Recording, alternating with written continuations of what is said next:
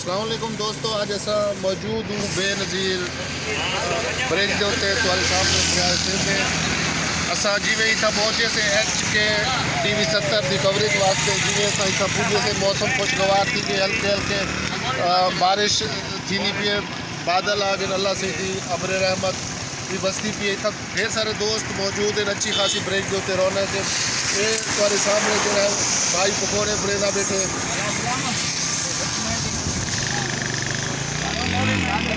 ये भाई पकौड़े बरेदा बैठे जेड़े कि इतों ब्रिज तो ही मछली पकड़ करी तो इन्होंने जरा इतना कि हूँ मछली को दरिया की मछली जी है फार्म की मछली कहनी होंगी दरिया की मछली है। जो सकाफत सराकी सकाफत के लोग हैं इतना अक्सर बेशतर सैर तफरी की गर्ज न लमदे हिना को आ करी तो मछली खमदे लुत्फ अंदोज थींदे और मौसम भी अज खुशगवार है मछली खावन के वास्ते।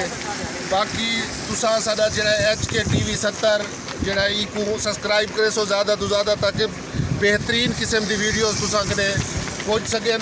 और HK TV 70 जो वसेब का चैनल है तुहाडा अपना चैनल है। साडी गुजारिश है कि तुम को ज़्यादा तो ज़्यादा सब्सक्राइब भी करे सो ते नाल घंटी के बटन को भी दबे सो ताकि साडे आने वाले बेहतरीन वीडियो जो वसेब के मुतालिक हो तुसा उन्हें को देख सको।